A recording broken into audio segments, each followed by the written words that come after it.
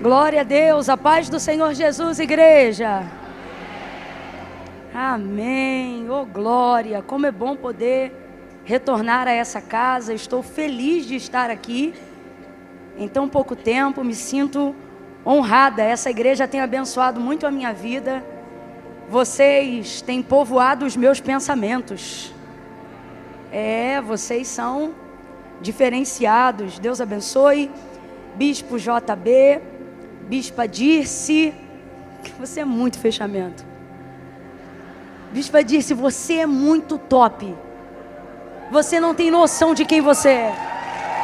Ela é muito gente boa. Deus abençoe, viu? Obrigada pelo carinho, pela consideração com que tem tratado eu, minha mãe. Muito obrigado, viu? Bispo JB, meu sonho hoje, quando eu sair daqui, é descobrir o seu nome. Você acredita que eu não sei? Eu só falo JB, mas eu não sei como ele é tão conhecido. Eu fico sem graça de perguntar. João Batista? Que top! Feliz de estar aqui hoje na igreja do Bispo João Batista. Bispo, Deus abençoe sua vida, viu? Eu me sinto honrada de estar perto. O Senhor é uma referência. E eu espero poder voltar aqui outras vezes, até perder o nervoso de ministrar com ele aqui. Até que isso aconteça. Glória a Deus. Abra comigo a sua Bíblia no Evangelho do Senhor Jesus, segundo escreveu Mateus, capítulo de número 25. O Senhor colocou no meu coração uma palavra de discernimento para essa noite. Se você tiver discernimento, você tem tudo o que você precisa para cumprir sua jornada de maneira bem sucedida, viu? Glória a Deus. Mateus capítulo 25. Glória a Jesus. Versículos 1 em diante. Quem encontrou pode dar um amém? Amém. Amém. Diz assim o texto sagrado: então o reino dos céus será semelhante a 10 virgens. Quantas virgens? 10. Quantas virgens? 10. E as 10 são o quê? Ficou na dúvida? As 10 são o quê, gente? Que tomando as suas lâmpadas saíram ao encontro do noivo. 5 eram insensatas, em outras versões vão dizer loucas ou nécias. E 5 eram prudentes. As insensatas, ao tomarem as suas lâmpadas, não levaram azeite consigo, mas as prudentes levaram azeite em suas vasilhas, com as suas lâmpadas. Demorando o noivo, todas elas acabaram cochilando e dormindo. Mas à meia-noite ouviu-se um grito: aí vem o noivo, saí ao seu encontro.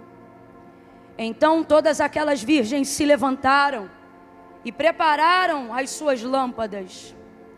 E as insensatas disseram às prudentes: dai-nos do vosso azeite, as nossas lâmpadas se apagam. Mas as prudentes responderam: não seja caso que falte a nós e a vós? Ide antes aos que vendem e comprai-o. E tendo elas ido comprá-lo, chegou o noivo. As virgens que estavam preparadas entraram com ele para as bodas, e fechou-se a porta. Mais tarde, chegaram também as outras virgens, dizendo: Senhor, Senhor, abre-nos a porta. Mas ele respondeu: em verdade vos digo que não vos conheço. Portanto, vigiai, porque não sabeis o dia e nem a hora em que o Filho do Homem há de vir. Diga amém por essa palavra. Diga graças a Deus por essa palavra. Amém, glória a Deus. Deus me deu uma direção aqui nessa palavra, nessa noite, para três apontamentos que têm o poder de que se a gente conciliar isso na nossa vida, nós teremos a garantia não só de um início bem-sucedido, de um meio a despeito das adversidades bem preparado, mas sobretudo um final esplêndido. São apenas 3 coisas. Quantas coisas? Olha para alguém aí agora e diga: só 3. Diga assim: não é possível. Só 3. Só 3. O tempo, o sono e a espera. Perdão, o noivo. O tempo, o sono e o noivo. Essas 3 coisas são inevitáveis. Eu disse que essas 3 coisas são o quê? O que é inevitável? Não adianta. Não tem como. O que é inevitável? É o Thanos do Vingadores. Lembra daquela parte da cena onde voltam várias vezes? Ninguém aqui viu esse filme, não? Muita santidade, né? Eu sei. Tá bom. Inevitável. Aquilo que não pode ser mudado. Aquilo que não pode ser revertido. Preste atenção. Contra aquilo, ou diante, melhor dizendo, daquilo que é inevitável, você não luta contra, você luta com. Você tem que trazer o inevitável ao seu favor. Se você não pode arrebentar com ele, você precisa, no mínimo, não ser arrebentado por ele. E isso já vai ser uma grande vitória. Afinal, você está diante do que é inevitável. Imagina você diante do inevitável. Você dizer, diante da pergunta: e aí, você venceu o inevitável? E você dizer: não, eu venci com o inevitável. Imagine alguém perguntando para você: e aí, o inevitável passou por cima de você? E você responder: não, mas eu consegui contorná-lo. Você precisa compreender que existem algumas coisas na sua vida que não é lutando contra elas que você vai vencer. Tem muita energia nesse finalzinho de ano sendo desperdiçada, mal gasta, mal empregada, mal utilizada, porque você está querendo usar o que Deus te deu para combater o que Deus não te chamou para combater. Para brigar contra coisas que estão posicionadas diante de você para te ensinar e não para te destruir. Mas de um tempo para cá, qualquer coisa que para no nosso caminho, por causa dessa desgraça, dessa doutrina triunfalista desde a década de 90 para cá, sobre a ideia de que a gente tem que vencer tudo, tem que arrebentar tudo, tem que estourar a boca do balão toda hora. Estamos criando crentes mimados que não sabem o valor da humilhação no processo. O valor de um processo. E quanta energia que poderia estar sendo desenvolvida no progresso de um chamado, no crescimento de um ministério, no despertar do dom, no soprar de brasas que estão aguardando o vento de um grande avivamento, sendo desperdiçadas, porque de maneira mimada ou egocentrista, não aceitamos absolutamente nada que esteja diante de nós, porque consideramos que tudo que está diante de nós é um obstáculo a ser vencido, quando nem o rio que corre sem que ninguém possa impedi-lo para o mar, considera a pedra um obstáculo, mas o contorna até chegar no seu destino final. E é assim que os braços dos riachos vão tomando as formas mais bonitas, e a gente vai vendo a beleza da criação passando por cima de um avião. Tem pessoas que estão querendo correr como uma vala, entrar em algo como um funil, e estão perdendo a beleza do processo, porque acreditam que tudo que está diante deles é inimigo. Mas Deus te trouxe hoje aqui para dizer: é professor, é professor, é professor. E a primeira coisa que veio para te ensinar hoje aqui Nessa parábola é o tempo. Se puder aliviar para mim só um cadinho o compressor, deixar ele assim bem aberto, principalmente na hora que eu gritar. Não vai dar nada, está tudo guardado, protegido, com oferta, dizimista fiel. Não vai estourar, não vai estragar. Alivia aí para mim, por favor. Aliviou! Aliviou. Valeu. Ó. E dentro dessa parábola, a gente vai perceber muitos ensinamentos. Mas eu quero ser muito cirúrgica, porque vindo para cá, desde ontem orando, Deus falou assim para mim, irmãos, não é todo dia que Deus libera palavras tão específicas. Mas Deus falou comigo e Ele disse assim, nesta noite do Profetizando 2023, eu estarei anulando sentenças do inferno e estabelecendo decretos divinos, eternos. Você recebe essa palavra? Você recebe? Ei, bata na mão de uns dois aí e diga, é noite de decretos.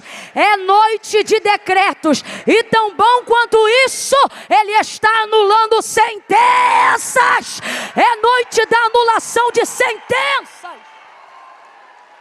Agora cabe a nós o discernimento. Eu disse que cabe a nós Paulo disse que todos os dons Deus distribui a cada um conforme Ele quer. Foi o que ele disse quando se dirigia a carta à igreja de Corinto. Os dons Ele distribui a cada um conforme Ele.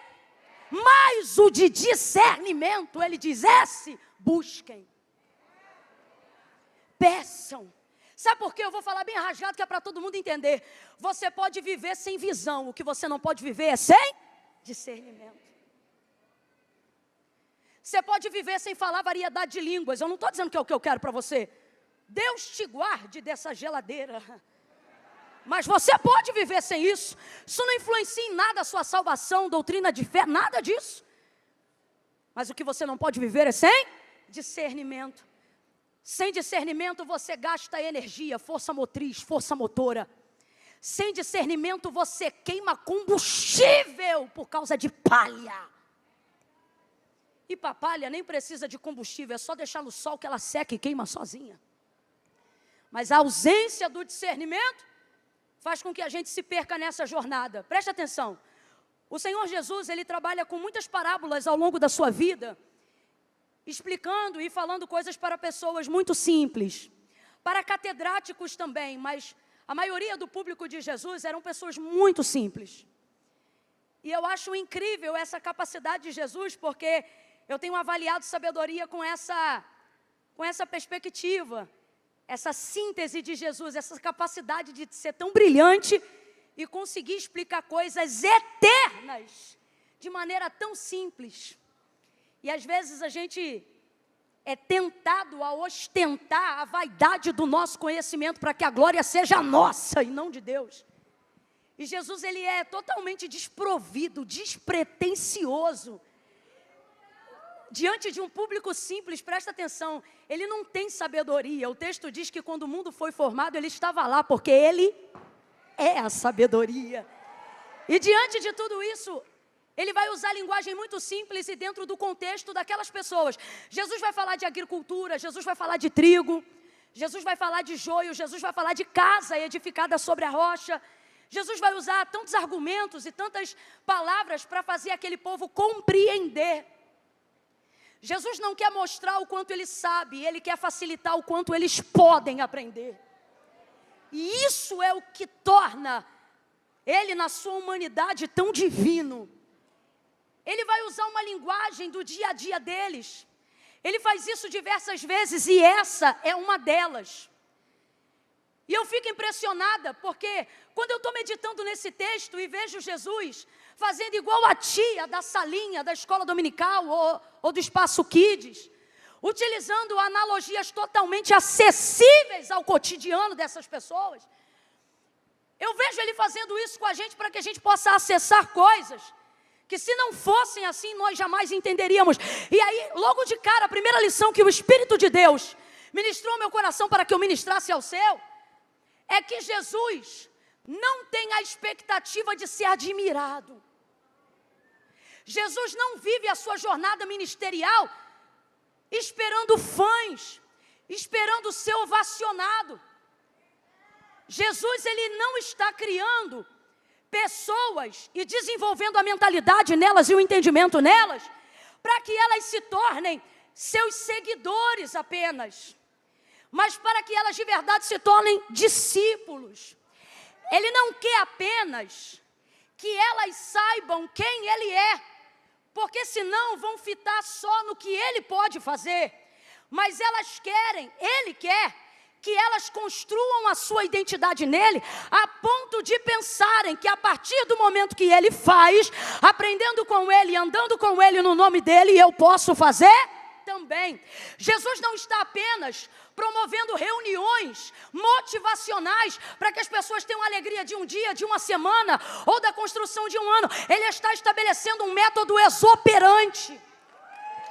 Ele está dando para elas uma forma de dar continuidade àquilo que ele só está começando, a ponto dele mesmo dizer: não se maravilhem com o que eu faço agora, porque coisas maiores daquelas que vocês veem eu fazendo, vocês também as farão. Ele faz isso usando a simplicidade da construção de narrativa do dia a dia, porque Jesus não quer ficar guardado, escute isso, dentro de uma mentalidade que tem um dia e hora específico para adorá-lo. Ele não quer ser como um dos ídolos constituídos por mãos de homens, aonde a gente determina que hora é dele e que hora não é, aonde a gente determina que hora falamos com ele e que hora não falamos. Ele quer alguém cuja manifestação viva revele a sua vontade, trabalhando, dirigindo, lavando louça, lavando roupa, pregando em cima do púlpito ou manobrando um carro no estacionamento. E para isso uma linguagem simples, uma linguagem que não está focada em ser aplaudido, uma linguagem que está focada em ser o mais claro e compreendido. Deus trouxe pessoas hoje aqui e Ele está dizendo diretamente: haverá relevância no seu ministério, haverá transferência da unção que você carrega, quando a sua ocupação for ser útil e não ser famoso, quando a sua ocupação for ser útil e não ser admirado. Paulo vai escrever a carta aos Coríntios e ele percebe uma resistência daquela igreja em direção ao seu apostolado, porque os apóstolos haviam andado com Jesus e ele viu Jesus no reflexo de luz no caminho de Damasco, em Atos capítulo 9, mas a igreja de Corinto tem resistência com ele, a ponto de dividirem ele, a ponto de ter que posicionar o seu apostolado. Ele afirma a Corinto como não tem necessidade de afirmar nenhuma outra igreja, e quando ele vai escrevendo a ela a fim de convencê-la, ele vai entregando para ela doutrina, razão, modo de viver, intenção e fé. Tem uma série de divergências teológicas, mas todos os teólogos cooperam com a seguinte opinião: que se por uma desgraça todo o Antigo Testamento e o restante da Bíblia se perdesse e só se sobrassem as cartas paulíneas, elas seriam o suficiente para que a igreja tivesse paradigma de vida, fé e salvação. Tamanha é a inspiração que Deus deu a esse homem. Agora esse homem está tentando convencer uma igreja que ele foi chamado para orientar, de que ele está preparado para isso, e diante disso ele vai disciplinar, ele vai exortar, ele vai ensinar, ele vai dizer como é que vai funcionar, mas ele encontra resistência do outro lado, a ponto de perceber que ele não é amado pelo povo, que ele sofre por amor. Aí ele vai escrever algo que me chama a atenção, e ele diz assim: torno-vos a escrever as mesmas coisas que já vos disse antes, mesmo sabendo que quanto mais eu escrevo por amor de vós, menos amado sou de vós. O que ele está dizendo? Eu estou fazendo o que estou fazendo porque eu amo vocês, mas eu percebo que diante do que eu faço, vocês não veem que isso é amor. Por quê? Porque existem pessoas numa visão deturpada de amor, achando que amor é só beijinho, achando que amor é só abraço, achando que amor é só elogio, achando que amor é só curtida, é só seguidor, é só arroba, é só patrocínio, é só festa, é só tapinha no ombro e é só apoio.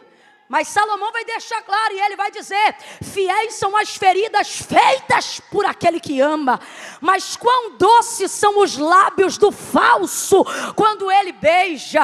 Então entenda, Paulo nessa escrita ele vai dizer: eu estou fazendo isso por amor, por mais que vocês não vejam o meu amor, só que o meu amor não vai me fazer deixar de escrever e de fazer o que eu faço por vocês. Pelo contrário, quanto menos amado sou de vós, mais me movo por amor de vós. O que ele está dizendo, gente? Ele está dizendo: Corinto, se prepara, que eu vou continuar te ensinando, eu vou continuar te exortando, eu vou continuar te disciplinando, e tudo isso é a manifestação do meu amor. E Corinto, vocês podem ser em quantidade maior do que eu, mas eu tive a visão, eu fui escolhido. O que ele está querendo dizer? Eu não trabalho com a expectativa que vocês têm em mim, eu trabalho com a expectativa do chamado que Deus me confiou. Quando isso acontece, a opinião pública perde o poder sobre a tua vida. Quando isso acontece, o parente da tua casa, que pode ser o mais rico, e normalmente o mais rico é o que tem mais domínio de influência de opinião, ele perde a relevância da opinião, se você estiver em obediência ao chamado. Camila, eu não entendi. Vai entender agora. Deus está dizendo para mim e para você: eu quero que você se desacorrente, eu quero que você se livre do jugo de fazer tudo por expectativa alheia. O amor verdadeiro, ele ama muito mais ser útil do que ser aplaudido. Pergunte aos pais que educam os seus filhos em amor, pergunte às mães que educam os seus filhos em amor. Então veja, ele não trabalha com a expectativa que as pessoas colocam nele. Imagine Moisés no deserto. Imagine ele sendo conduzido à medida que o povo vai tentando dissuadir ele da ideia de que Canaã é longe, ou de que não será possível entrar na terra prometida, ou de que de fato eles vão morrer ali porque não há água, não há comida, e parece que Deus falhou em todas as suas promessas. Imagine se Moisés amasse mais ser ovacionado do que ser obediente. Imagine. Então toda a expectativa do reino de Deus, ela não funciona. E o exemplo disso é o próprio Cristo. Ela não funciona sobre a expectativa de que sucesso é apoio da maioria, sobre a ideia de que caminho certo são os aplausos da maioria. No dia que o Senhor disse a Moisés: fala a rocha, e ele feriu a rocha 2 vezes, saiu água da rocha, e o povo bebeu de toda forma. Diga para mim, saiu ou não saiu? Saiu ou não saiu? E o povo bebeu ou não bebeu? Vem, gente, lá atrás, bebeu ou não bebeu? E o povo ficou maravilhado. Moisés, você é o cara. Moisés, você é o líder que a gente precisa. Moisés, o povo ficou maravilhado, porque funcionou. Mas diga para mim, Deus estava maravilhado? Deus disse para ele: por causa disso, você não vai entrar na terra que eu jurei aos seus pais que entraria. Aquele que em tese, se fosse por mérito, mais mereceria entrar na terra, mas não entrou, porque a quem muito Deus dá, muito Deus também cobra. E ele não entrou. Agora responda de novo: a água saiu ou não saiu? Mas o método foi correto? O método foi correto? Não é porque está dando certo que significa que Deus está apoiando. Não é porque está funcionando que significa que você está agradando a Deus. E quando é que a gente perde esse termômetro? Quando é que a gente deixa de compreender como o reino de Deus funciona e automaticamente como nós devemos funcionar dentro do reino de Deus? Quando começamos a comprometer a nossa responsabilidade com Deus, ligada à opinião das pessoas, ligada ao aplauso das pessoas. Mas hoje, com todo carinho, Deus está dizendo: porventura não sabeis que a amizade comigo é inimizade com o mundo? Ele está dizendo: ou você espera de mim, ou de nenhuma outra parte virá, ou você espera daqueles que te rodeiam, e aí você vai ter que aguardar quando eles quiserem, se gostarem. Mas eu vejo Deus despedaçando cadeias na nossa vida nessa noite, e nos desobrigando, e nos descomprometendo de toda expectativa alheia, e inclusive da nossa. Olha, meu Deus, jogando por terra nossos próprios ídolos, aqueles que levantamos no nosso próprio nome. John Piper vai dizer algo muito interessante, e ele vai dizer assim: se o Deus que você diz adorar nunca discorda de você, ou seja, não te confronta, não diz que você está errado, mas só vive para suprir suas expectativas, ele diz assim: é bem possível que você esteja adorando uma versão idealizada de si mesmo. e chamando essa visão de Deus. Mas Deus está dizendo, por que isso acontece? Porque no reino, você acha que tem que ser o melhor, que tem que ser o mais perfeito. Tem gente aqui que o coração pulsa por Cristo, que o coração pulsa por servir o reino de Deus. Mas por que ainda não está servindo? E por que ainda não conseguiu entrar no reino? Não, porque quando eu for crente, eu tenho que ser melhor do que o fulano. Eu só vou ser crente depois que eu largar tal e tal coisa. Não, porque se é para ser crente, eu tenho que ser direito. Você adora a visão idealizada e perfeita que você montou de você mesmo no futuro. Quando eu largar tal coisa, quando eu deixar tal coisa, e o Senhor está dizendo, ora, sem mim nada podeis fazer. Então Jesus, ele é completamente desobrigado disso. Ele está totalmente fora dessa expectativa. Meu irmão, você vai se tornar a pessoa que vai despertar o maior desejo de ser seguido, até por desconhecidos, quando você se desobrigar dessa expectativa que está gerando uma gangrena nos teus membros espirituais. Desculpa, mas eu vou falar rasgado. Deus está dizendo, existem pessoas aqui nessa noite que tem tudo para virar 2023 em 2022. Não, você não entendeu não. Eu vou falar de novo. Existem pessoas aqui nessa noite que tem tudo para virar 2023 em 2022. Camila, eu não entendi. Vai entender. Deus está dizendo, se você entender como funciona meu reino, você não vai precisar de 31 de dezembro para uma virada. A tua virada vai acontecer hoje, aqui e agora. Gente do céu, desobrigue-se, desvencilhe-se. Dá uma olhada para quem está do teu lado e diga assim, rompa com você mesmo. De um tempo para cá você está mais aliançado contigo do que com Deus. Você está achando que é teu braço, que é a tua perna, que é a tua voz, que é o teu jeito. Porque se eu for ninguém vai, se eu não fizer ninguém faz, se eu não chegar ninguém chega. Você está pressionado, não é por causa do que Deus te confiou no reino, é porque você é mais exigente do que Deus. Você se tornou carrasco de si mesmo, carcereiro de si próprio, porque você se comprometeu, sabe com o quê? Com teu padrão de perfeição, teu padrão de sucesso, teu padrão de relevância, teu padrão de dinheiro. Deus está dizendo, rompe com teu padrão, a régua é minha. Vem comigo que eu vou te mostrar que eu tenho coisas impressionantes, das quais por mérito você jamais teria posse, mas por graça eu vou te fazer acessar algo extraordinário e sobrenatural. Mas você precisa se desobrigar. Desobrigue-se de agradar todo mundo toda hora. Olha aqui pra mim, para que tá feio. É feio quando profetas se tornam bajuladores.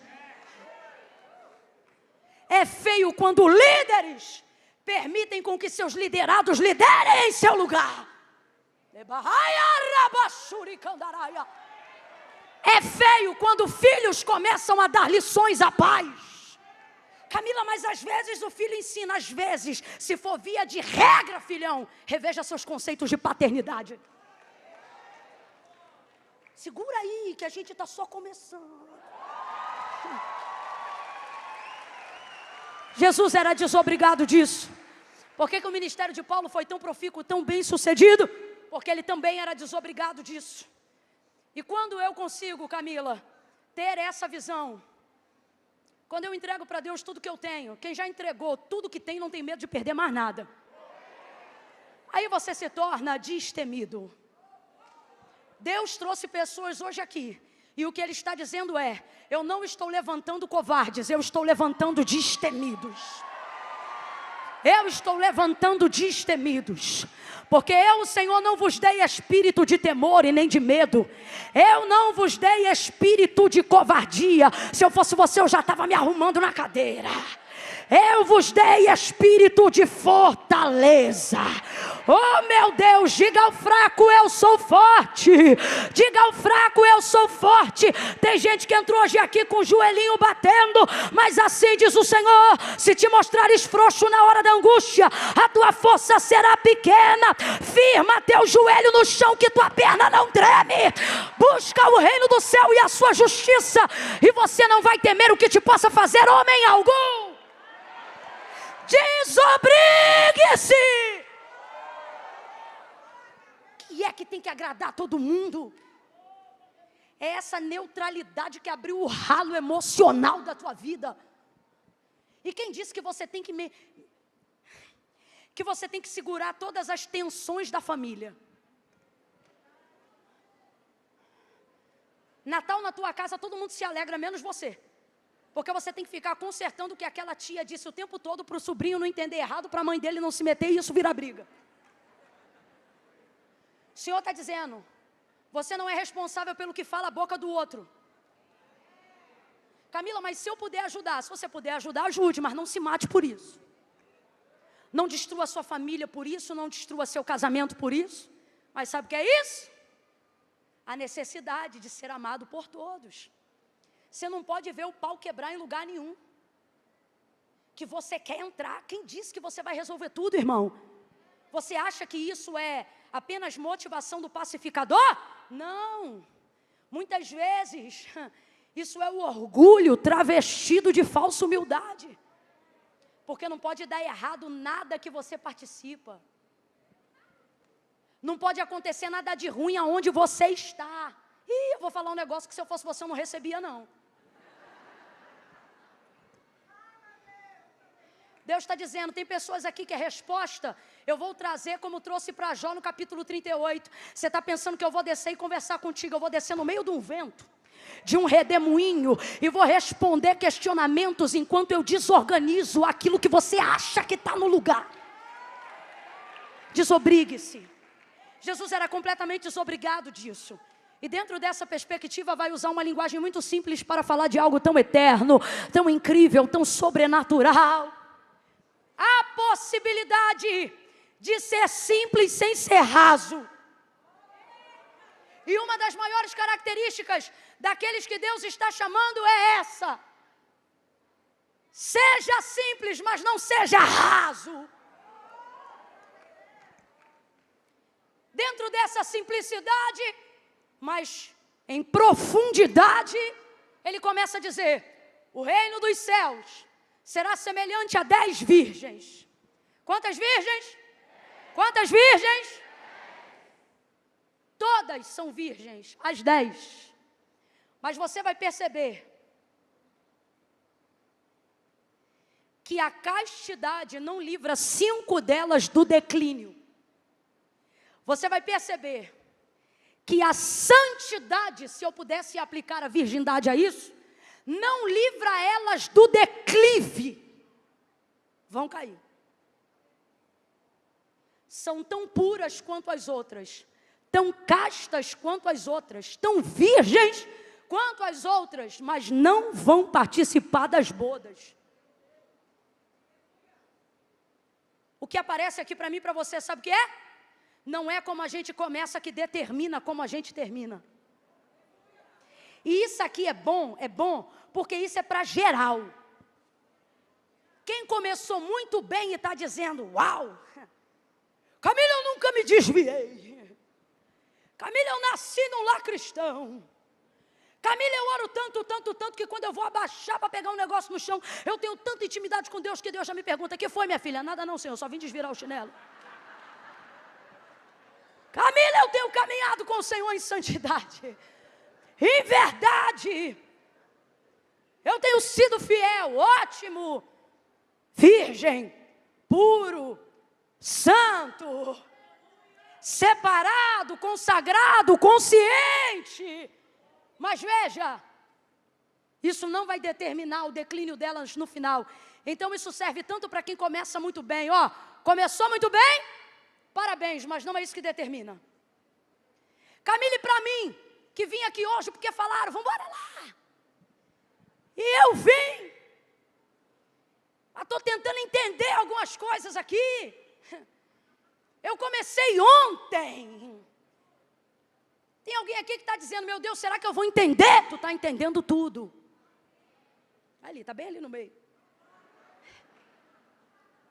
Mas eu não estou, já não está tarde demais, não. Já não estou velho demais, não. Não faz a menor diferença. A menor diferença. Porque como você começa, não tem o poder de determinar como será o seu fim. É visando isso que eu busco compreender. Por que Jesus não dizia, eu sou o destino, já que ele era. Eu sou a chegada, já que ele é o fim de todas as coisas. Mas ele não disse em momento nenhum, eu sou o final. Também não disse, eu sou o destino. Mas por algumas vezes disse, eu sou o... Não é o seu ponto de partida que determina a forma como você chega. E não é saber aonde você quer chegar que garante uma boa chegada lá.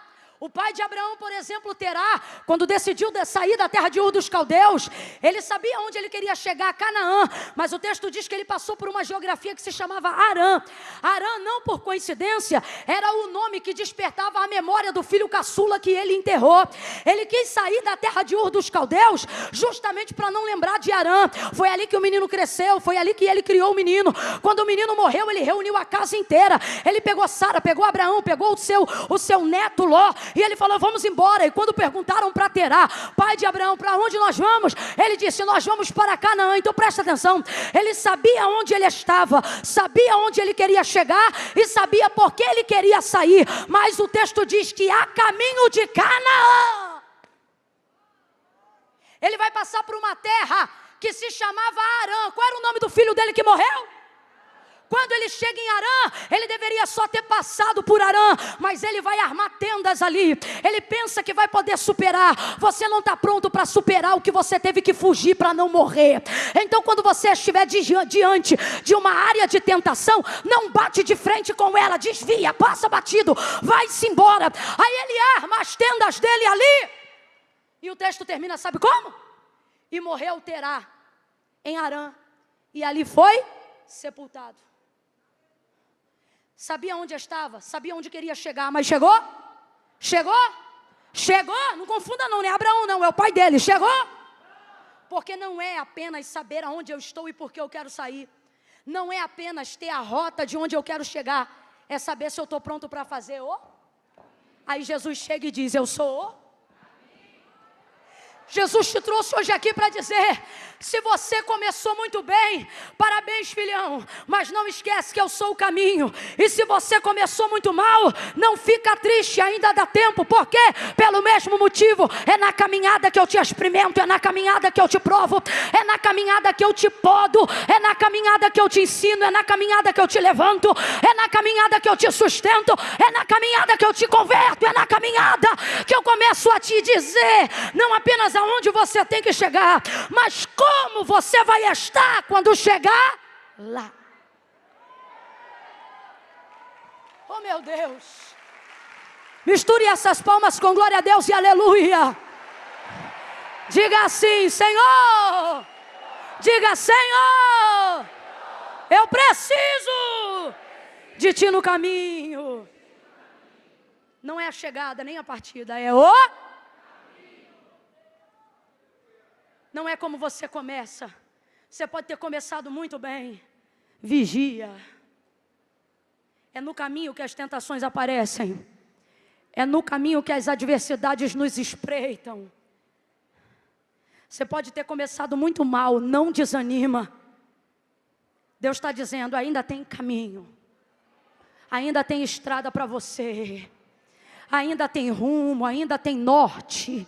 Irmãos, eu estou numa noite onde Deus não para de falar assim, olha, eu sou a bússola, eu sou o norte, eu sou o caminho, eu tenho o apontamento do teu destino, mas eu não estou te esperando lá, porque eu faço questão de fazer esse caminho com você. Rabaiaçai. 10 virgens puras, santas, mas só 5 entraram, porque não é como você começa que dá a garantia da sua chegada, seja você começando bem ou seja você começando mal. O importante é o que você vai fazer no caminho. O que aparece no caminho? Primeiro obstáculo, o tempo. São só 3. Primeiro obstáculo, tempo. Segundo, o sono. Terceiro, o noivo. Ele não é um obstáculo, mas ele é inevitável. Então vamos lá, as 3 coisas inevitáveis para a gente fazer uma equação rápida aqui. O tempo, o sono e o noivo. Diga aí, o tempo, o sono, vai sozinho bem rápido. Ao sair, de cara o texto já diz, 5 são prudentes, mas 5 são loucas. Como é que já diz de cara se a caminhada nem começou? Elas não são chamadas de loucas porque têm algum problema neurológico.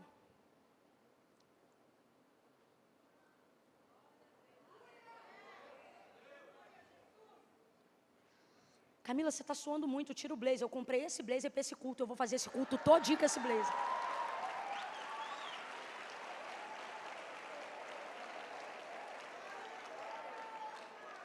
Camila, você vai derreter, eu não vou, está repreendido. Só vai queimar gordura. Me traz mais água aí, irmã. Ainda pode beber água no culto? Então para de me secar.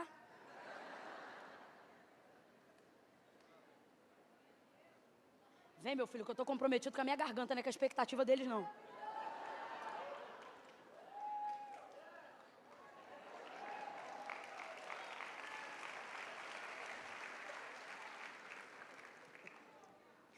Elas não têm nenhum problema, nenhuma ausência de substância cerebral, elas não.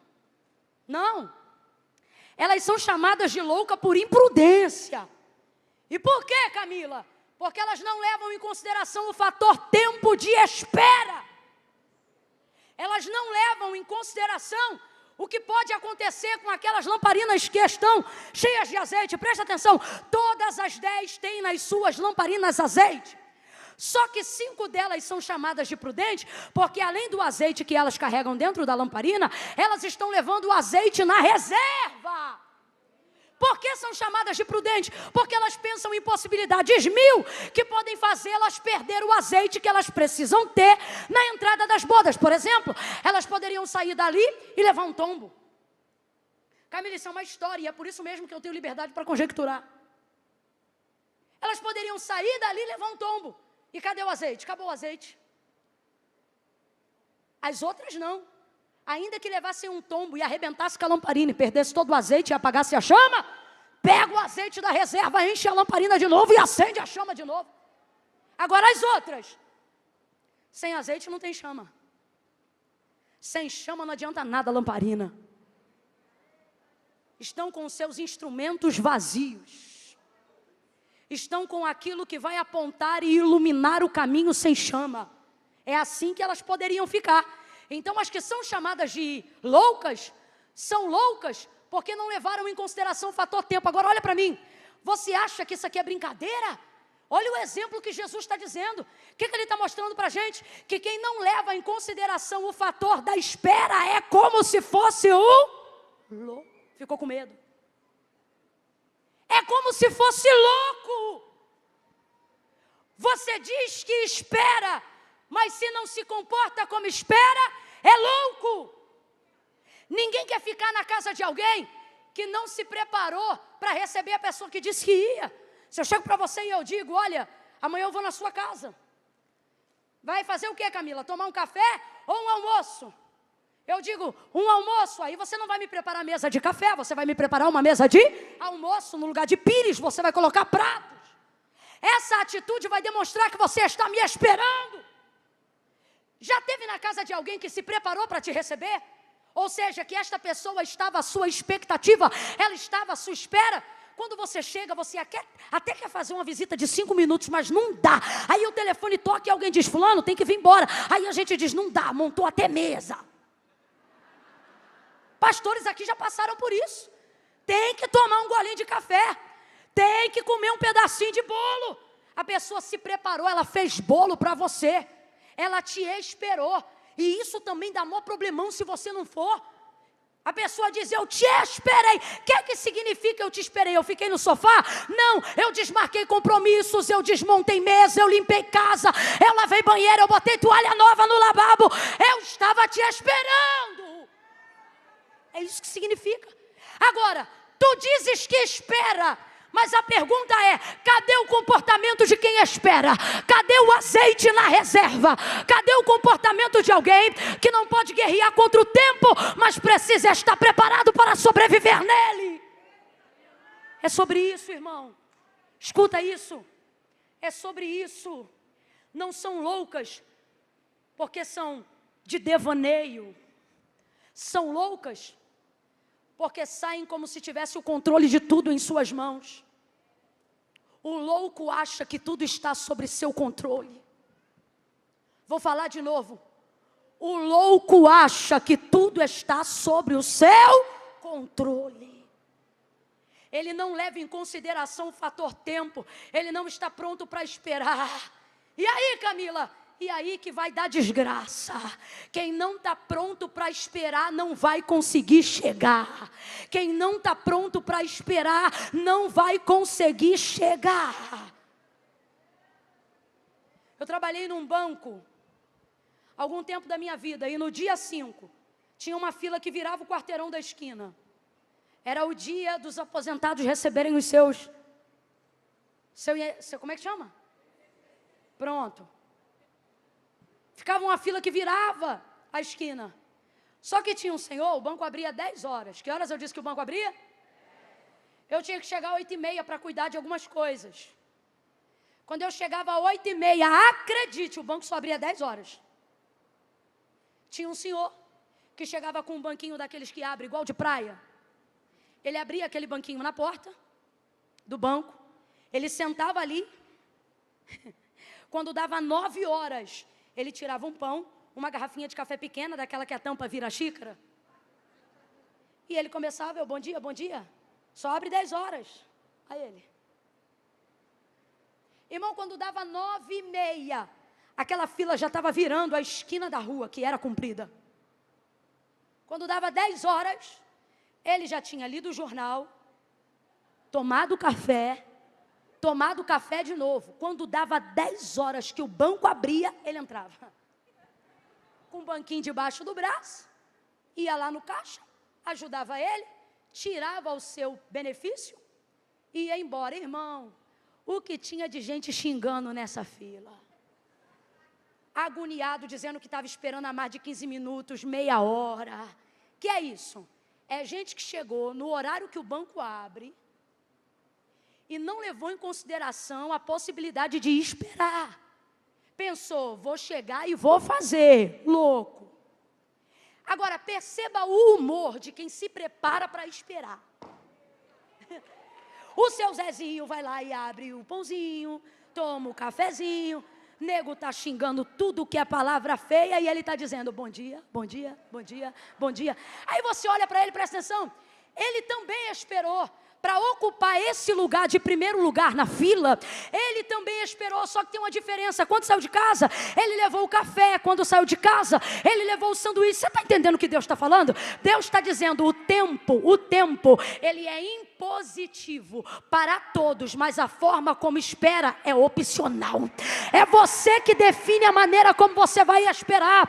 Ouça isso, quando Deus te entrega uma promessa, se Deus está te entregando um lugar, uma boa, um chamado, uma unção, uma promessa, uma empresa, Ele está dizendo, haverá o fator tempo. O tempo te prepara, o tempo te experimenta, o tempo te esconde, o tempo te ensina, o tempo te aprimora, o tempo te dá paciência, o tempo te amadurece.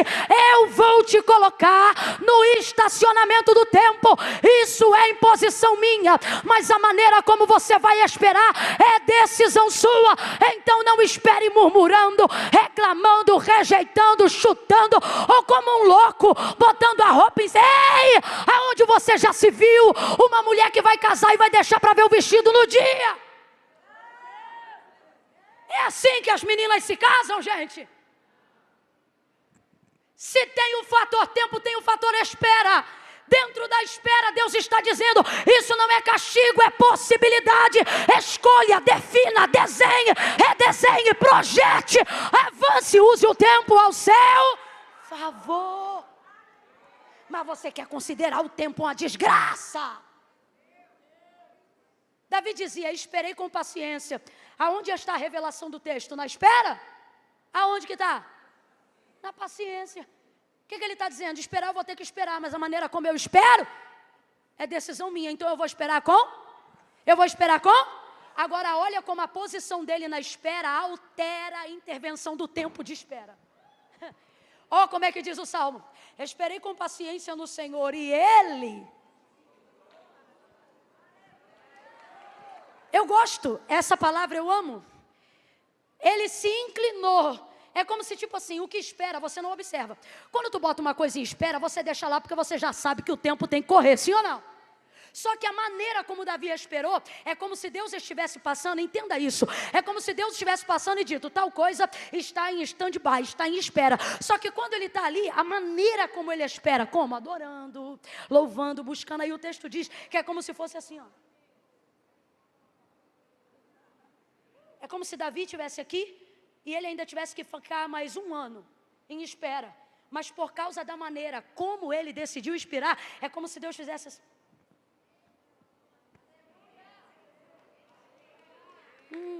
Você está entendendo o que Deus está falando com você? Ele está dizendo: ei, pare de considerar o tempo seu inimigo e comece a considerá-lo seu treinador.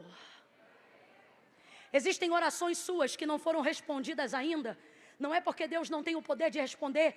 Ele está te dando esse tempo para você melhorar a qualidade do teu clamor.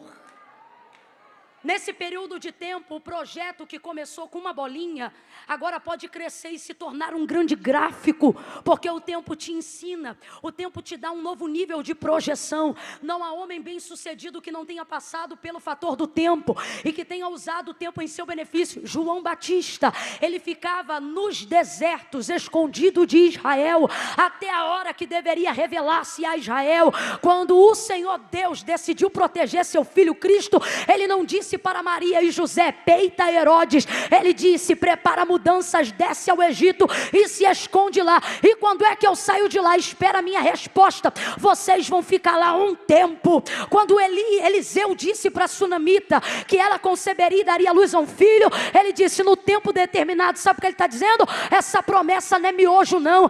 Entre a palavra que eu estou falando até você receber, vai passar um tempo. Agora usa esse tempo ao teu favor. Entenda, o que Deus está dizendo é: no tempo da espera, escolhe o nome do teu filho no processo da esterilidade. No tempo da espera, prepara o teu futuro. No tempo da espera, escolhe os amigos que estarão preparados para desfrutar do cumprimento da promessa que Deus te fez. Deus está dizendo: se não fosse a espera, você já tinha arrebentado teus pés pelas mãos. Imagine ter acesso a tudo que você tem hoje com aquela cabeça de 18 anos, quando você achava que sabia tudo e que seus pais eram retrógrados. Deus te trouxe hoje aqui para dizer: o meu tempo é lixa, é tesoura na poda da videira, é para você frutificar. Para pegar na mão de alguém aí. Eu estou sentindo uma autoridade de Deus tão grande aqui. Meu tecladista pode subir, a banda mais musical que eu já vi na minha vida pode vir chegando aqui. Pega na mão de alguém aí agora. Larga de ser esquisito, segura a mão de alguém aí. Se ele tiver meio gelecado, aperta bem forte, que é para ele ver. Ei, não aperta de qualquer jeito não. Deixa essa pessoa perceber que ela sentou do lado de um profeta do eterno, de uma profetisa nessa noite. Sacode ele ou ela e diga: o tempo é seu aliado e não o inimigo. Esse tempo vai te melhorar, esse tempo vai te fazer crescer, esse tempo vai te fazer progredir, esse tempo vai te abastecer. Não são loucas porque tem problema de cabeça, são loucas porque tendo cabeça não usam. Vou falar de novo: não são loucas porque tem problema de cabeça, são loucas porque tendo cabeça não pensam. não usam. Olha para os dois aí e faz assim, ó. Usa a cabeça. Como é que se usa a cabeça? Olha aqui para mim. Você tem que ter em mente e se? E se?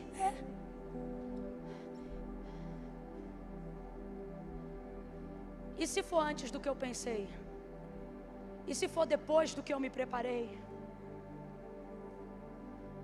E se essa sociedade romper?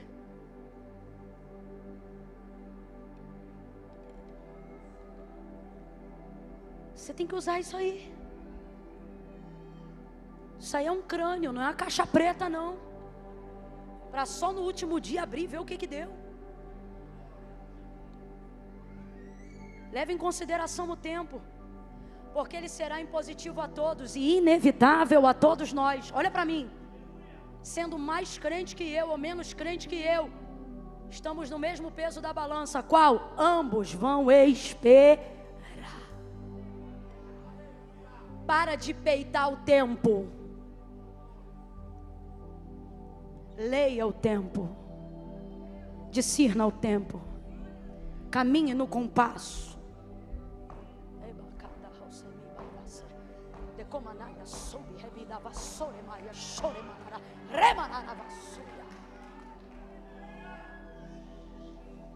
Não levaram em consideração nada. Saíram com azeite só da lamparina. Resultado, o texto diz que o noivo demorou. Tardando o noivo, todas dormiram. Quantas dormiram? Quantas dormiram? O sono é inevitável, porque quem está preparado dorme, quem não está preparado, dorme também. Por que o sono é inevitável? Porque sábios dormem e ignorantes também. Por que o sono é inevitável? Porque quem tem azeite na reserva dorme, e quem não tem azeite na reserva vai dormir também, porque o sono é inevitável. E o que o sono fala para nós? Sobre as coisas que você não vai ter controle. Só tem uma coisa que é mais forte do que a fome. O quê? Fazendo missões no sertão, era tão triste chegar em alguns lugares e perceber que algumas mães sepultavam os seus filhos, e a última vez que elas o viram foi dormindo, porque o menino queria comer alguma coisa e não tinha, queria comer alguma coisa e não tinha. Então muitas mães lá diziam: meu filho, dorme que passa. E passava mesmo. Alguns passavam até para a eternidade. Por quê? Porque o sono é mais forte do que a fome. E algo que supera a fome, supera qualquer coisa. Quem ainda está comigo, diga amém. Mais de 46% dos acidentes de trânsito não acontecem nem por embriaguez e nem por nenhum problema mecânico ou acidente alheio. Acredite, mais de 46% dos acidentes de trânsito acontecem a menos de 5 quilômetros da própria casa do motorista. Por quê? Porque você acredita que vai chegar e relaxa por já saber o caminho. E você começa a lutar contra o sono. Ei! Contra o sono você não luta. Se você já aumentou o som do carro, já abriu a janela e continua batendo cabeça, para no primeiro acostamento, no primeiro posto. Lava o rosto, toma o café. Se não adiantar, fecha o vidro, trava tudo e vai. É melhor ter 15 minutos de atraso do que perder mais 15, 20, 30 anos de uma vida. Por que o sono é inevitável? O sono é tão forte que na parábola do trigo e do joio, o texto diz que o inimigo veio à noite enquanto os servos dormiam e semeou o joio no meio do trigo. Quando os servos acordaram no outro dia e viram o joio crescendo no meio do trigo, foram até a porta do dono da casa, da fazenda, do campo, bateram na porta e disseram: Senhor, qual foi a semente que tu nos deste? E o senhor da propriedade, ele disse: ora, a boa semente, o trigo. Aí ele diz: então nos explique agora, por que é que o joio está crescendo junto com o trigo? Ele disse: ora, essa semente quem semeou foi o inimigo. Agora preste atenção na parábola. O inimigo entrou no campo durante a noite, enquanto todos estavam... Por que eles dormiam? Porque eram desocupados? Não, porque trabalharam um dia inteiro e agora estavam tendo uma parte da paga do seu serviço, que não é o dinheiro, é o sono. Os servos estão no campo e por dormirem não viram o inimigo entrar. O dono do campo está em casa, não está no campo, mas sabia que quem tinha semeado o joio era o inimigo. Responda para mim: o dono do campo estava no campo? Estava em casa. Agora os servos estavam no campo, mas viram o inimigo porque estavam... Senhor, ele diz, foi o inimigo. O Senhor não estava lá, mas sabia quem tinha semeado. Por quê? Porque o servo administra, mas o dono do campo sabe de tudo, mesmo quando ele não está. Mesmo quando ele não está, ele vê. Mesmo quando ele não está, ele vê. Mesmo quando ele não intervém, ele vê. Mesmo quando você não vê o braço dele, ele continua se movendo. Porque ele é o único que não dorme. Ele é o único que não dorme. Deus trouxe gente hoje aqui para dizer: você perdeu o sono. Não, você continua com sono, mas você está tomando todo tipo de medicamento, você está fazendo todo tipo de autossabotagem, você aprendeu a burlar seus próprios limites, você está tendo crise de ansiedade, insônia, porque você acha que tem que controlar tudo, você acha que vai salvar a tua casa toda, você acha que pode cuidar do teu filho o tempo todo. Olha para mim, abre a mente, você pode ser a melhor mãe do mundo, você não vai cuidar do seu filho o tempo todo, toda hora. Em algum momento ele vai fazer alguma coisa que você não viu, ele vai entrar num lugar que você não sabe, ele vai conhecer alguém que você não conhece. Você pode ser o melhor marido do mundo, não tem como os seus olhos estarem sobre a sua esposa o tempo todo. Uma hora ela vai ter uma conversa que você não tem conhecimento. Eu não estou falando de traição, eu estou falando de vida. Ninguém tem a vida do outro 100% sob controle. Você pode ser o melhor pastor que uma igreja já viu. Nenhum pastor tem condições de cuidar de absolutamente todas as ovelhas sem falha. Uma hora alguém vai cair, vai te esconder. Uma hora alguém vai te trair, você não vai saber na hora da traição. Por quê? Porque o sono é para todos. O sono é uma forma que Deus nos deu de mostrar a nossa vulnerabilidade ante a sua soberania. Quando você dorme, Ele não está dizendo você é incapaz. Quando você dorme, Ele está dizendo pode descansar. Por quê? Porque quem te guarda não dorme. Eis que não tosquenejará o guarda de Israel. O Senhor é quem te guarda. Bate na mão de os dois aí e diga: quem guarda tudo é Deus. Quem guarda tudo é Deus. Quem tem controle sobre tudo é Deus. Quem conhece a tua empresa e os teus funcionários é Deus. Quem sabe o que pensam os seus filhos é Deus. Davi disse: se eu colocar minha cama no mais profundo, ali tu está. E se eu subir ela até a mais altura, a mais alta forma da alva, ali tu também vê. Porque Senhor, tu me sondas e me conhece. Deus trouxe gente hoje aqui para dizer: vai dormir porque eu cuido. Vai dormir porque eu guardo. Vai descansar porque eu sou fiel.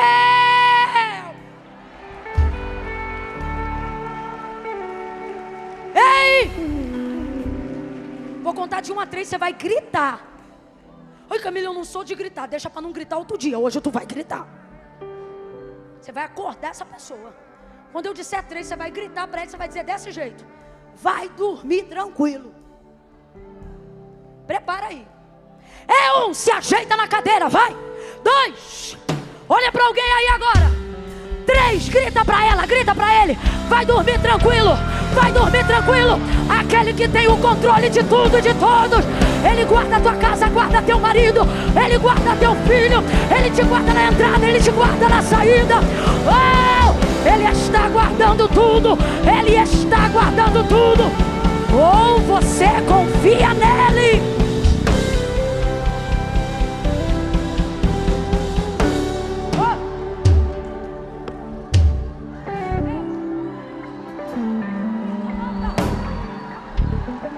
Ou você confia nele, ou você confia nele, ou não haverá ninguém que totalmente você poderá confiar. Você não conhece outra pessoa que aguenta ficar acordado como ele. João disse assim: eu vi, seus olhos eram como chama de fogo. Ezequiel disse assim: eu vi, e tinham muitos olhos que rodavam sobre toda a terra. Daniel diz: o seu semblante era como o filho do homem, seus olhos eram como chamas de fogo. Sabe o que o texto está dizendo? O texto, todos eles estão fazendo alusão a um Deus que não tem pálpebras.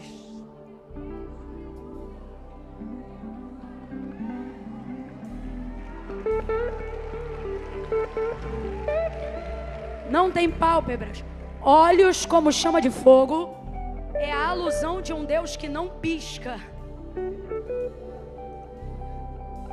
Não, ele não. Você já deve ter feito isso mais de 1000 vezes essa noite, mas ele tá assim, ó.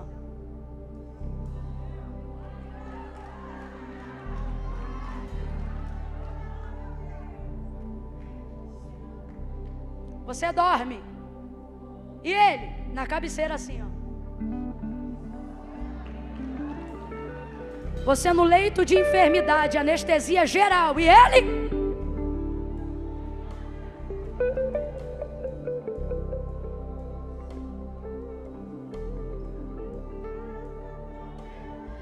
você de joelho dobrado, dizendo: Deus, eu não aguento mais, não sei aonde esse menino está até essas horas. E os olhos de Deus acompanhando o menino, que você não sabe aonde está. O tiro comendo de um lado para o outro, o moleque fazendo aviãozinho, traficando, e você dizendo: Deus, eu não posso entrar lá. E Deus dizendo: vai dormir. Camila, como é que vai dormir alguém numa circunstância dessa? Quem tem azeite na reserva dorme. Então presta atenção. Você só luta contra o sono porque você sabe que não tem azeite o suficiente. O que Deus te trouxe a gente hoje aqui nesse profetizando? Ele está dizendo: aumenta a tua reserva, que quando o sono bater, ele não vai te derrubar. Você vai abraçar ele e vai dizer: pode vir. Por quê? Porque eu já tenho oração suficiente para, enquanto eu dormir, Deus trabalhar por mim. Enquanto eu não puder acessar Deus. Ei, olha para alguém aí agora e diga: aumenta o azeite, aumenta o azeite. Aumenta o azeite que Deus melhora o teu sono. Aumenta o azeite que Deus melhora teu descanso. Aumenta o azeite que Deus aumenta a tua qualidade de vida. Aumenta teu fluxo de oração. E a tua intercessão aumentará a qualidade do teu descanso. Sacode os 3 aí e diga: aumenta o azeite. Aumenta o azeite. Aumenta o azeite. Aumenta o azeite que você vai descansar. Aumenta o azeite que você vai poder dormir. Aumenta o azeite que enquanto você dorme, a chama continua acesa. Deixa a chama acesa. Deixa a chama acesa. Deixa a chama acesa. Ei, alguém vai dizer assim: mulher, como é que você consegue dormir com um marido desse? Você vai dizer: porque enquanto eu durmo, a lamparina está. Alguém vai dizer: minha filha, tendo o filho que você tem, como é que você tem essa paz? Você vai dizer: porque antes de dormir eu deixo a lamparina. Só pode deixar a lamparina acesa quem tem azeite para queimar enquanto dorme. Entendeu? Terceira e última coisa. Ih, tão crente a beça, hein? O sono é um jeito de Deus mostrar assim, ó. Você não controla tudo, mas eu controlo tudo. Quando elas acordaram, olha o desespero de quem dorme sem azeite na reserva. As prudentes levantam, se arrumam e ó, lamparina na mão, foguinho queimando, aí sem azeite. Dá-nos do vosso azeite. As nossas lâmpadas se apagam. Olha as prudentes. O texto diz boazinhas ou prudentes? O texto diz legais ou prudentes? As prudentes olham para as loucas e dizem: se dermos do nosso, faltará a nós e a vós. Sabe o que elas estão dizendo? Não é que eu sou má, é que não é inteligente lascar nós duas.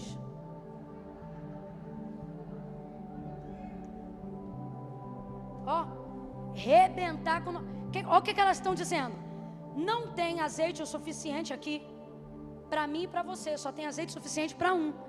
Então é correto que o que trouxe, o que carregou, o que buscou e o que reservou dê para quem não guardou, não buscou e não reservou. Eu não vim falar sobre ser legal, eu vim falar sobre ser justo. E tem gente que vai ficar indignado agora. Se não vigiar, vai manifestar, mas vai dar o grito de derrota. Vão sair todos e o último vai acender a luz. Não vai apagar não, vai acender. Lembra daquela expectativa lá do início? Tem gente que está sem azeite hoje, não porque não buscou, mas porque não entendeu a premissa do reino de Deus. O reino de Deus não é comida e nem bebida, quem lembra? Mas é justiça, paz e alegria no Espírito Santo. O reino de Deus não é comida nem bebida, mas é justiça, paz. Qual é a premissa do reino de Deus? Qual é a premissa? Qual é a premissa do reino de Deus? Você não precisa nem falar paz e alegria depois. Sabe por quê?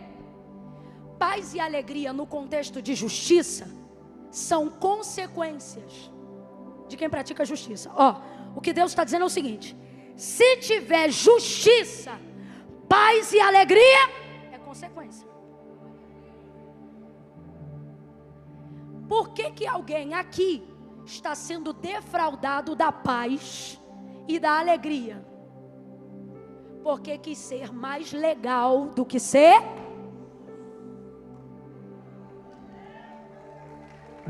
Fala a verdade. A gente não quer ser o que não deu. A gente não quer ser o que não fez.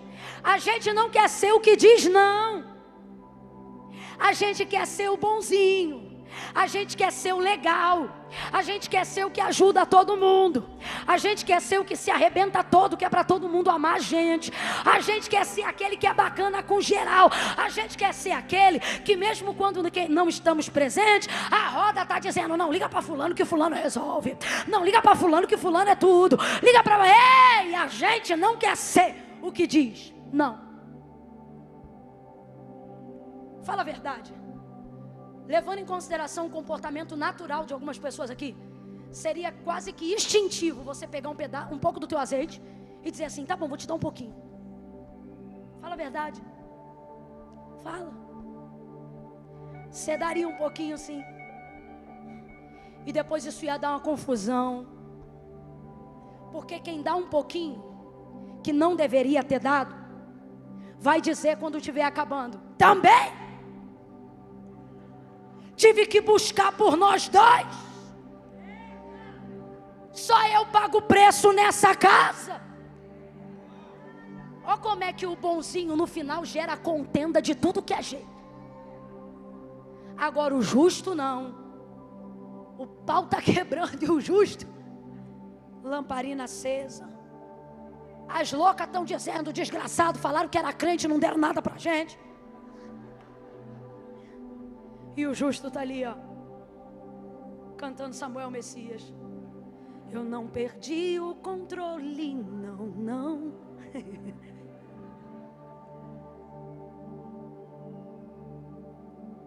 Deus trouxe a gente hoje aqui e Ele está dizendo: 50% dos teus problemas dependem da minha ação, mas os outros 50% só dependem do teu não.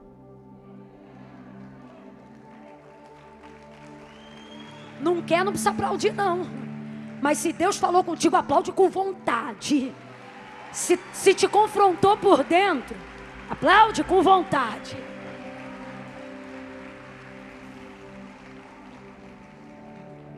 Não, não vai dar. Vai lá e tenta comprar. Foram, o noivo veio. Porque com gente ou sem gente, o noivo, crendo ou não crendo, o noivo, porque o tempo, o sono e o noivo são inevitáveis. Para quem acredita, o noivo vem. Para quem não acredita, vem. Para quem está pronto, esperando ele. Para quem não está, ele vem também.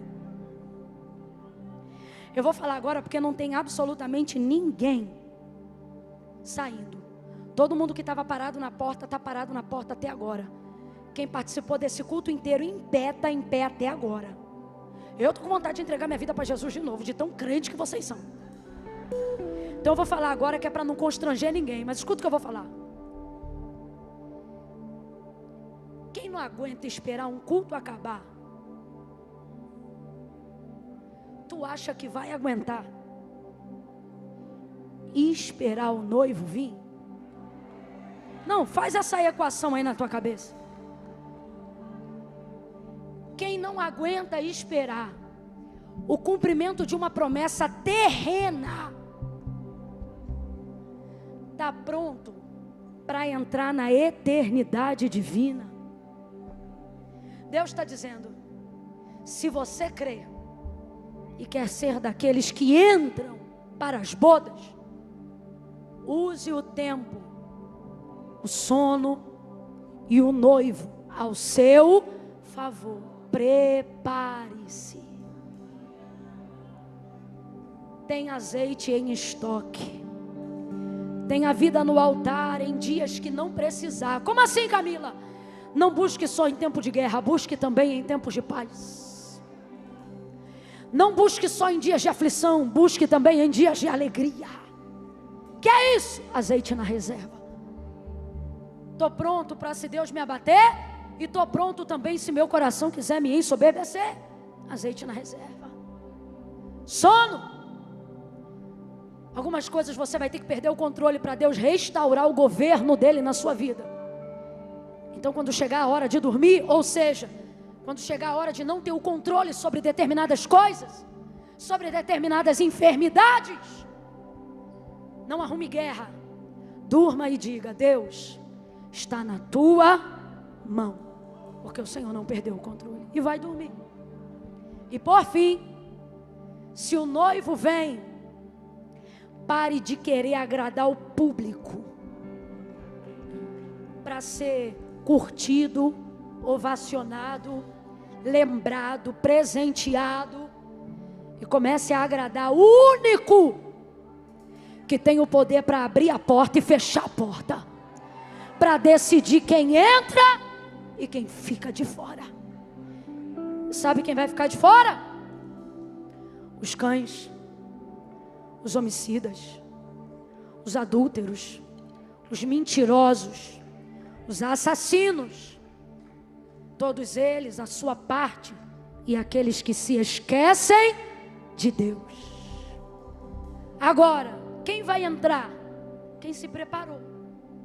Eu não vim contar uma mentira para você.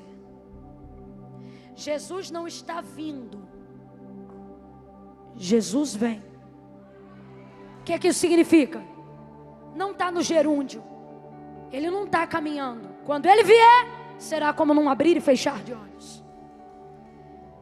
Então não espere o dia mau chegar, nem o sono chegar. Aumenta as tuas reservas hoje, para que a lamparina continue acesa, mesmo quando você estiver apagado. O noivo vem. Alguém diz: aí vem o noivo.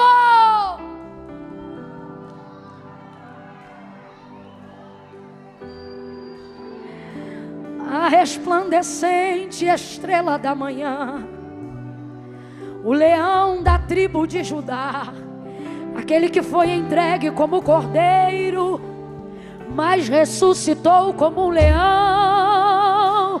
O alfa e o ômega, o primeiro e o último, aquele que João viu na ilha de Pátimos, cabelos brancos como a neve, olhos como chama de fogo, língua como uma espada afiada de 2 gumes, pés como latão reluzente, na coxa direita está escrito: Rei dos Reis, Senhor dos Senhores, o Todo-Poderoso, a raiz de Jessé, o lírio dos vales, a rosa de Sarão. Ele vem. Para quem acredita, ele vem. Quem não acredita, ele vem também. Aumente a sua reserva. Aumente a sua reserva. Fica de pé quem precisa de mais azeite. Fica de pé quem precisa de mais azeite.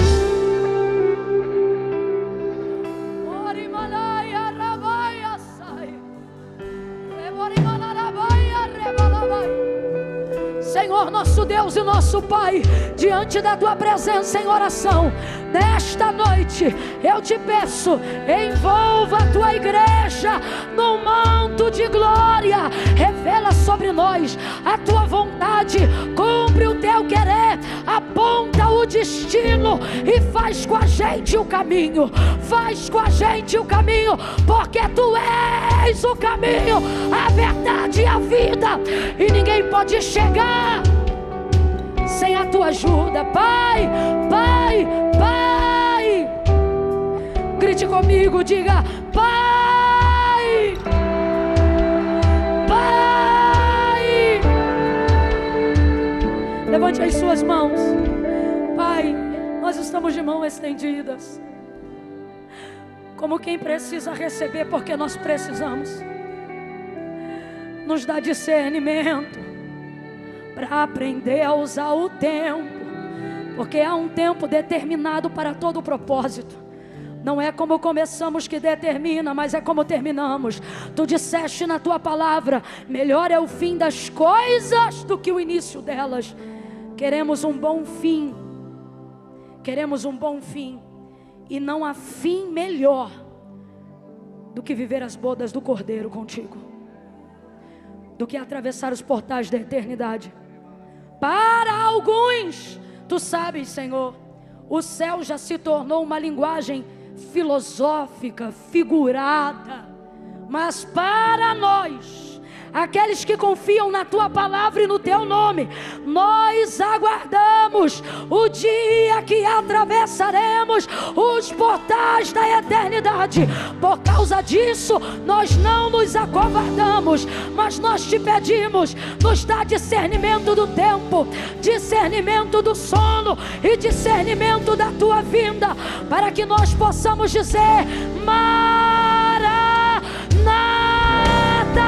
Ora vem, vem noivo, vem sem demora. Ora vem, oh vem, vem, vem, Senhor Jesus.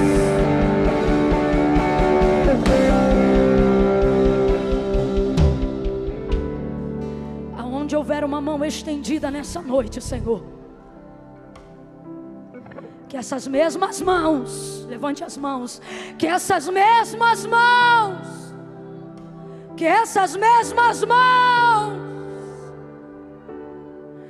possam alcançar a bênção do discernimento do tempo, a bênção do descanso no sono e a bênção do preparo para o noivo. Bota a mão na tua cabeça. Se não crê, não faça. Aí você crê, chapa a mão na tua cabeça.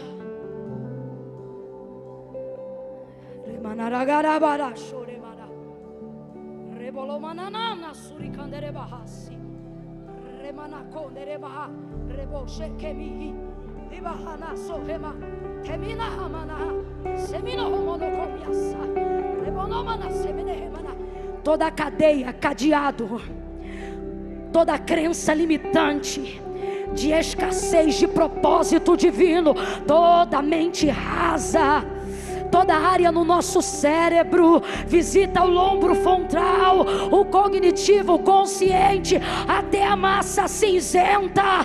Passe em revista a nossa mente e abre o nosso entendimento para a realidade da vinda de Jesus. Abre a nossa mente para um novo tempo, um tempo onde o tempo não é mais o nosso inimigo, um tempo onde o sono não precisa mais ser resistido, num tempo aonde a tua vinda é um presente e não um castigo. Abre a nossa mente. Diga para Ele: abre a minha mente.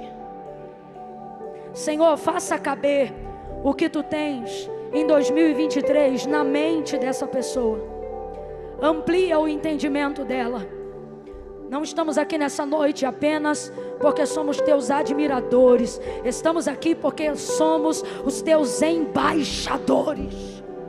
Não queremos apenas Te aplaudir e Te glorificar, por melhor que isso seja, mas viemos aqui nessa noite para aprender o Teu método exoperante. Nós queremos praticar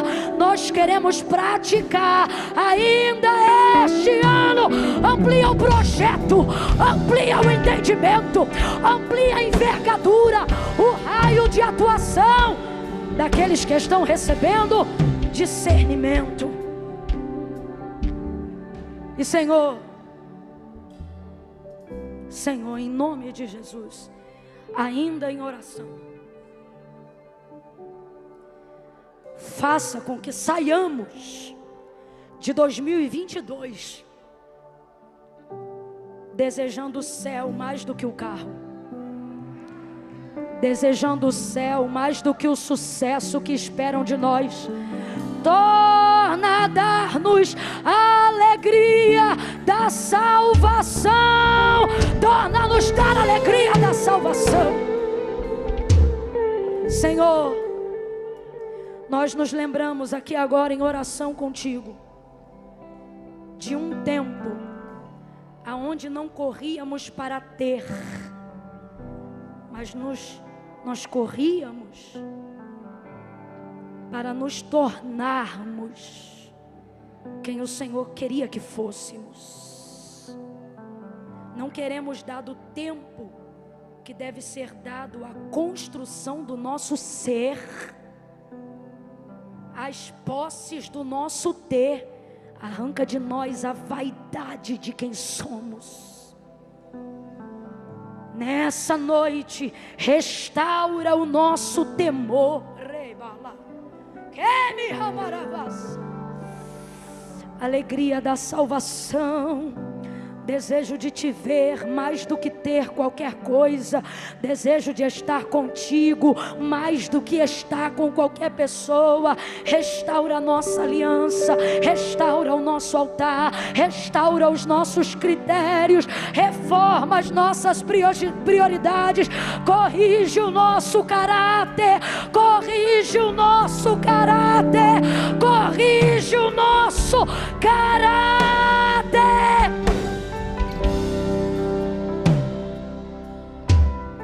Por favor, Senhor, nós te imploramos, em nome de Jesus. Quem concorda, diga. Escute. Vou contar de 1 a 3. No 3, de pé como estamos.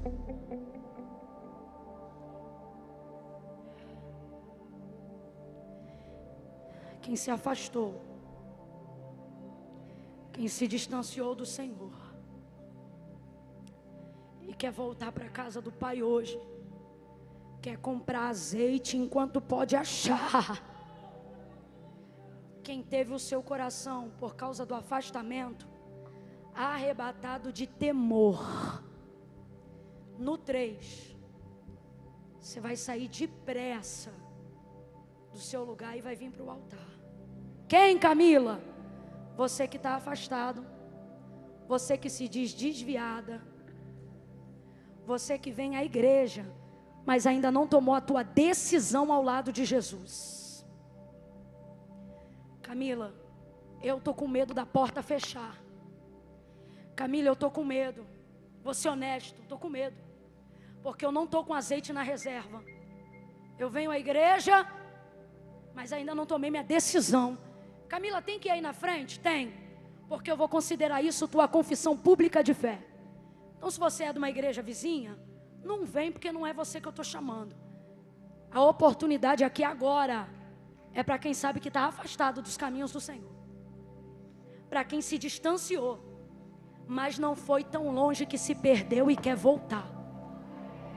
Camila, comigo que Deus falou, meu coração está tomado de temor. Eu conto 1, comunidade das nações, levanta a mão e começa a interceder. Eu conto 2, quebre a tua própria régua, rompa com você mesmo e venha agora entrar no querer de Deus. 2,5, Camila, sou eu. Deus falou comigo, preciso restaurar minha aliança, preciso buscar azeite enquanto eu posso ter, invocar enquanto é tempo, buscar enquanto se pode achar. Se é você, 3, tira teu pé do chão e vem para o altar de Deus agora. Volta para Jesus hoje, volta para a casa do Pai agora. Vem, é só vir, é só vir. Tira teu pé do chão e vem. Se puder, fiquem de pé, para que dê espaço para as outras pessoas. Vem, vem, pode vir. Tira o pé do chão e vem.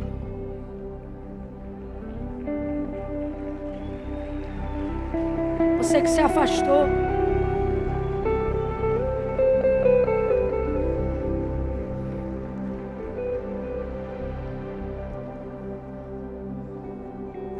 aleluia. Estou te esperando, venha. Caminhe em direção ao altar. Lembra? Não é o ponto de partida, é o caminho. Caminhe. Ainda tem lugar aqui para você. Caminhe, caminhe, caminhe. Isso, venha.